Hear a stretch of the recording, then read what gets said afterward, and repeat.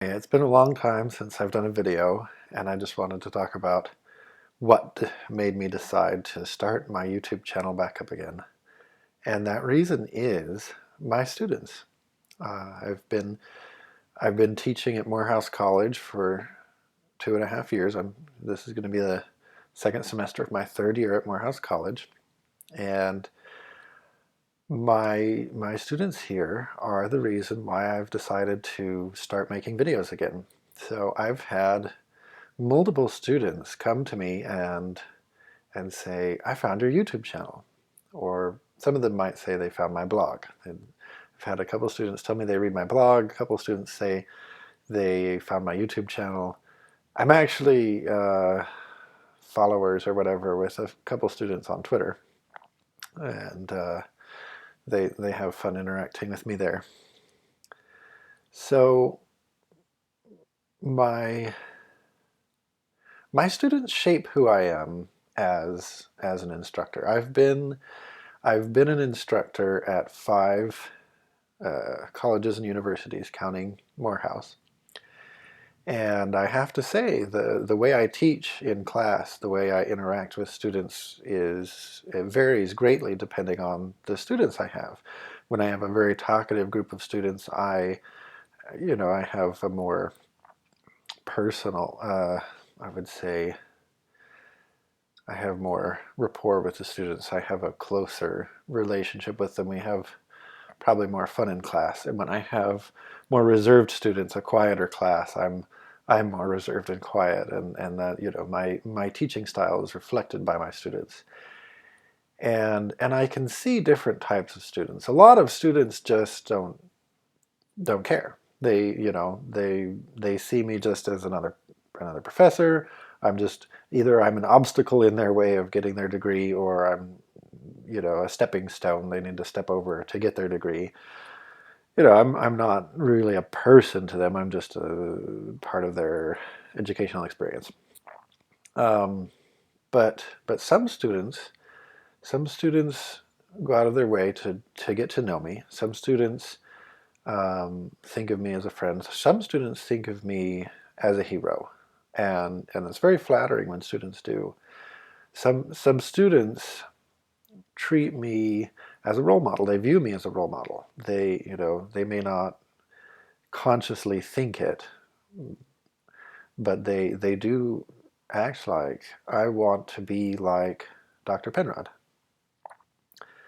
So to me it's very flattering. It's very touching when a student feels that way, especially when they express that to me. I've had students compliment my teaching ability. I've had students, well, not to my face ever, but I've had students on reviews give me very critical things about me in reviews.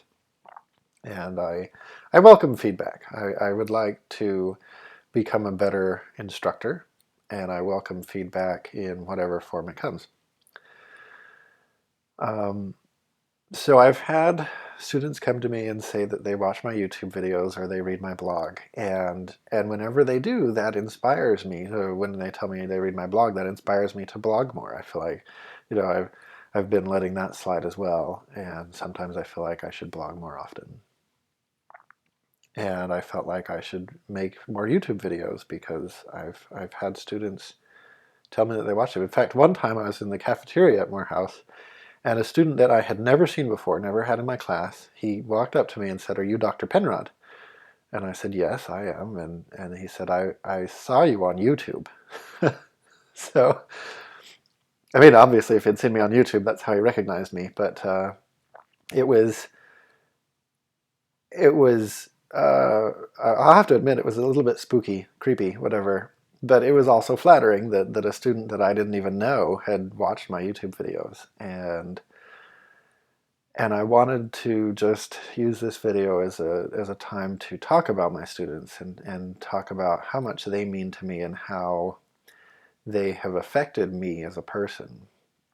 So I taught as a grad student, I was at Brigham Young University, and that is the Mormon school in Utah, and it's 955% white, and 7,000% Mormon. So there's no diversity, but I I felt close to all those students because I was a Mormon, and it was, it was a good experience. So teaching those students was a completely different experience than what I had at the University of Tennessee, where I was also a graduate student. And those students were still mostly white. There were some black students, some Asian students, some from other parts of the world. Uh, so there's a little bit of diversity. Mostly white, mostly from Knoxville, but some from other parts of the world as well. And that was a different experience, partly because Tennessee is a party school. So I went from stone cold sober to top 10 party schools, and that was quite a transition. But it was, it was good. It was fun. It was educational for me. I learned from those students different things than I learned from my BYU students. And I also taught at a couple community colleges, and I found out that community colleges are quite different from universities. The standards I quickly found were lower at the community college. I it was it was good to see the difference between a community college and a university. And then I came to Morehouse College, and Morehouse College is a historically black college. I have never had a student who was not black. There are students at Morehouse who are not black, but nearly all of them are. And that's quite a difference. It's, the opposite end of the spectrum from BYU. Everybody's white there, everybody's black here. And so it's been an opportunity for me to learn about black culture, about race issues, about the things that the issues and things that are important to the students at Morehouse are quite different from the issues that BYU students would face or Tennessee students. And I've used it as a learning opportunity. I'll often at the beginning of class, before I start the lecture, I'll ask students questions about, how has race been an issue in your life, or I'll ask a very specific pointed question about a recent current event, how they feel about it, how they've reacted to it, and what their view is from their perspective. And it's been very good for me. I get to learn. My eyes have been opened up, I feel, to issues of racism. As a child, I remember growing up thinking all of racism is in the past. I learned about slavery. I learned about segregation. I learned about the Underground Railroad. I learned about, the big factories in Black history. And in my mind, that was all in the past. And I thought, how can people be so stupid, so stupid to treat someone like that just because they had a different color of skin? So, since in my mind this is a ridiculous idea, only a stupid person would be racist. That's exactly what I thought and reasoned as a child, and I thought, oh, people just used to be so dumb back in the day, and it's been enlightening to see. No, you don't have plantation owners who whip their black slaves. You don't have restaurants who kick people out for being black. That doesn't really happen much anymore, but racism still exists. It has shifted. It hasn't been stamped out. It's more subtle, but it exists. It still happens, and it's interesting to see white people denying it. It's interesting to see black people trying to explain it in a way that a privileged person can understand. And I've gone out of my way to try to understand and reach out to my students and ask them how they feel, and it's been very enlightening to me, enlightening to see how my students have been treated in the past in certain, they're all black, but they're all from different parts of the world. Some are from different countries. Some are from, all over the United States, all over the world. And it's interesting to see the different backgrounds that they've grown up in, and how they were treated. A student from Wisconsin that was basically the only black person in his school, and how that affected him. So, and my students are often surprised when I tell them that the first black person I ever really spoke with in person, one-on-one, was my first year of college. In Utah, that's easy to do. You grow up in Utah and you live your entire life without seeing or knowing any black people. It's quite a different world here in the South, where there's a good mix of white and black people. And sometimes my students will ask me questions. Sometimes I think a student one time asked how I feel about racism. And for one thing, I'm like, well, as a teacher at a black college, what can you say other than it's bad? But I mean, obviously that's how I feel. I said, it's imbecilic. There's no logical reason for it. And I like to point out, what is it? It is melanin count in skin cells. That's how that's how I view it. That's the only thing that makes me white and somebody else black. Do you have more melanin or less melanin than I do? If you have more, your skin is darker. If you have less, you have freckles. So, how could you look down on somebody for a genetic difference, for a difference in skin cells? It's illogical. Anyway,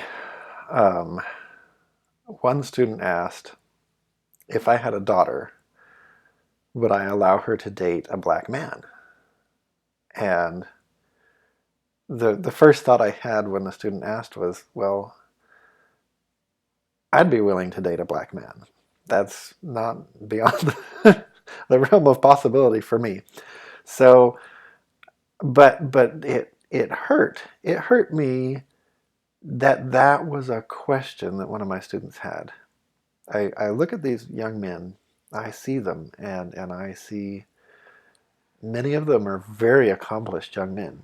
They have worked hard in their lives to get where they are. They've worked hard to get into Morehouse College. And they worked hard to get through high school. And I have respect for them. And it hurt me. It hurt me that they asked, that this is a question in their minds. They know there are many fathers, white fathers, who would not allow their daughters to date black men. In fact, I had one or two students tell me that they were currently or in the past had dated a white woman, whose father was not approving of the relationship. And obviously this is the biggest race issue that black people face. But it is an issue. It's currently an issue. In 2016, the 21st, well into the 21st century, and we still have fathers who disapprove of their daughters dating someone with a darker skin color. We have police officers who feel that people of color deserve fewer human rights than white people. That if your skin is darker than mine is, you don't deserve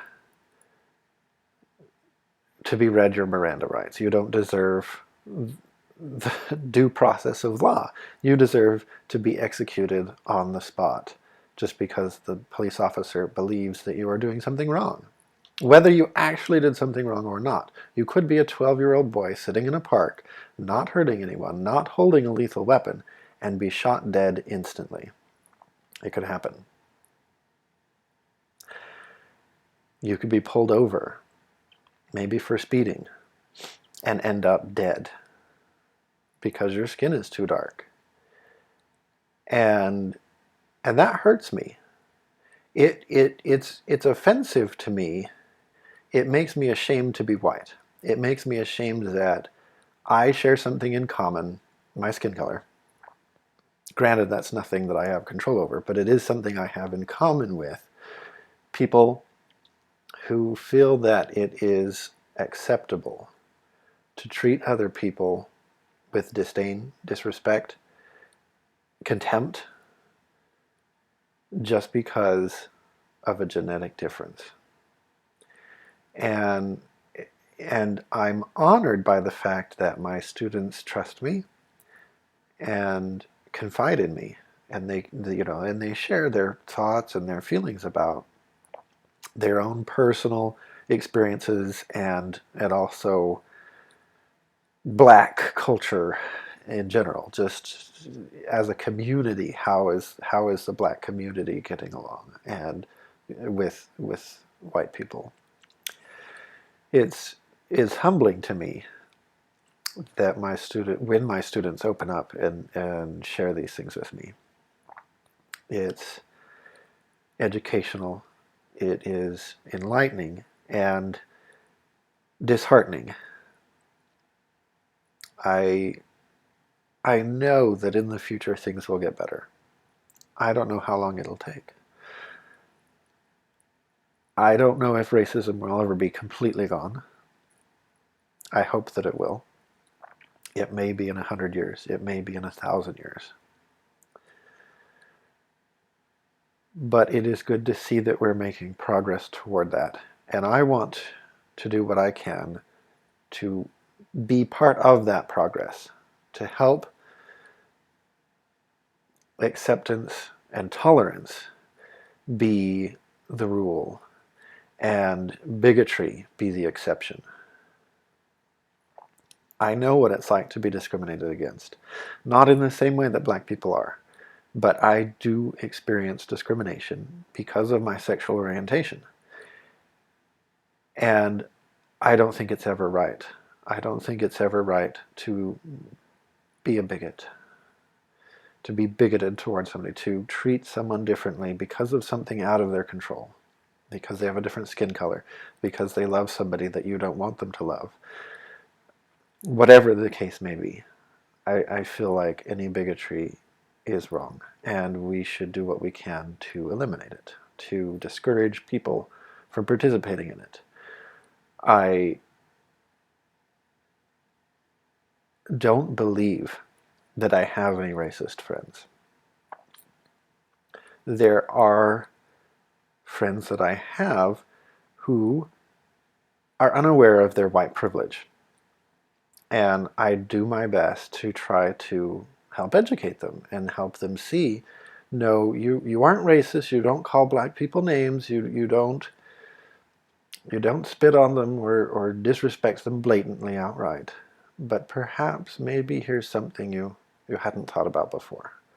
Maybe you could try looking at this a different way. Maybe you could look at these statistics of incarceration rates by race in the United States. Maybe you could look at these statistics about